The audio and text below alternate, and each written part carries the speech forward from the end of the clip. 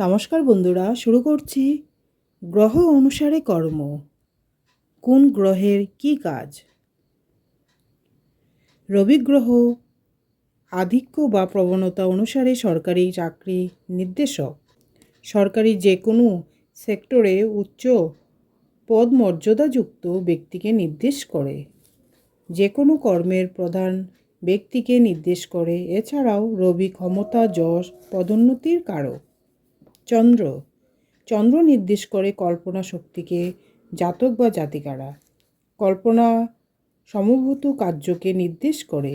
লেখক, গায়ক, শিল্প কাজকে প্রভাবিত করে। কবিতা, কাব্য লেখককে নির্দেশ করে।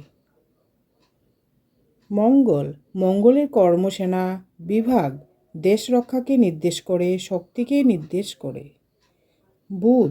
বুধ গ্রহ ব্যবসাকে নির্দেশ করে, অর্থ বিভাগকে নির্দেশ করে। বৃহস্পতি জ্ঞান কারক, প্রজ্ঞা কারক এবং বিচারপতিকে নির্দেশ করে। শুক্র সব ধরনের শিল্প কর্মকে নির্দেশ করে। ধন্যবাদ।